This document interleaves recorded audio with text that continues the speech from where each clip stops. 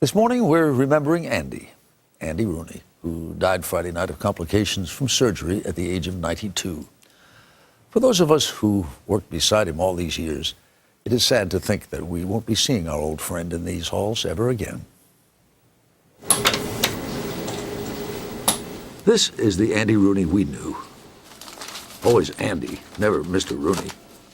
He came to work just like the rest of us, pulled up a chair. I'm lucky so many things annoy me, because if they didn't, I'd hardly have anything at all to talk about here Sunday nights. And let millions of Americans know Look at these boxes of stuff. just what was on his mind. You have one of these? Got a lot of paperweights. What's a paperweight for, anyway? Papers don't blow around in here. For 33 years, Andy had the last word on the most watched television program in history. And I got wondering about just how mixed the mixed nuts were. Why is it we He was part curmudgeon, You know something I don't like? Chocolate chip cookies. All I'm saying is, part consumer watchdog, something's got to be done about phone books. I've been slow to get to know Jennifer Lopez. part pop culture critic, I just found out J-Lo and Jennifer Lopez are the same person. addressing everything from life's little annoyances Here's a big record by Michael Jackson. A song Michael called Jackson's Bad. lyrics. You know I'm bad, you know it, you know bad, bad, really bad, woo, woo, woo. to the truly horrific. How could anyone smart enough to make a bomb that would do this in Oklahoma City be so evil as to plant it? I could kill the bastards. Andrew Aitken Rooney was born in 1919 in Albany, New York. He attended Colgate University, was drafted into the Army in 1941, his junior year. During World War II, he was a correspondent for the U.S. Army newspaper, The Stars and Stripes, and covered the Allied invasion of Europe.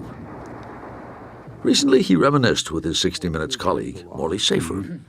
I gather you were a reluctant warrior. I was a reluctant warrior. I did not believe in the war. I thought it was wrong to go into any war. And I got to the war and saw the Germans, and I changed my mind. In 1949, Andy joined CBS as a writer. We were curious about the car death figures and how they And fit in into the total 1978, he picture began of writing daily and basis speaking for himself for the country. on 60 Minutes. I don't know what to do. I try to look nice. I comb my hair. I tie my tie. I put on a jacket. But I draw the line when it comes to trimming my eyebrows. You work with what you got. I don't think baby blue is my color, to tell you the truth. All told, he wrote 1,097 commentaries. I got my Fred Astaire tails. All I need is my top hat. And my cane. And became famous, which he hated. Well, I've been out with you just walking in the street, and people come up asking for an autograph. Oh, what kind of an You idiot. get very prickly with Oh, them. what kind of an idiot wants my name on a It's piece not of a question paper? of what kind of idiot. I've heard you say to people, look, I get paid to write. You've I admit suppose it. you're right, but I still do it, and I have no intention of stopping. I just don't sign autographs. People also asked him where his ideas came from. He didn't like that either. I sit down at my typewriter, or I look at the newspaper, and there is so much going on in the world. I mean, who couldn't write a column, I think to myself.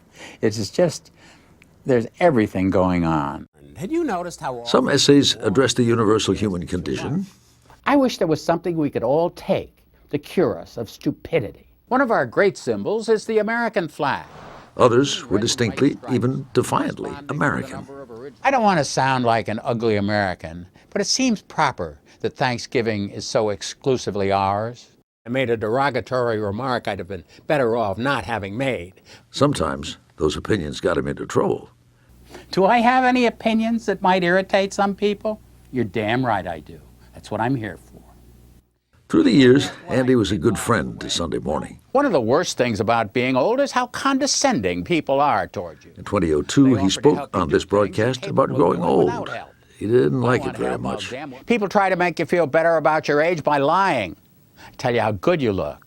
Well, I know how I look. I look old, and old does not look good. Andy did grow old, of course, but he never stopped doing what he loved.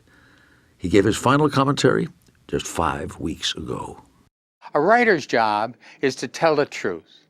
I believe that if all the truth were known about everything in the world, it would be a better place to live.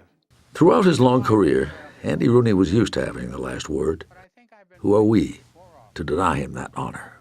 I've done a lot of complaining here, but of all the things I've complained about, I can't complain about my life. My wife Margie and I had 4 good kids. Now there are grandchildren. I have 2 great-grandchildren, although they're a little young for me to know how great they are. And all this time, I've been paid to say what is on my mind on television. You don't get any luckier in life than that.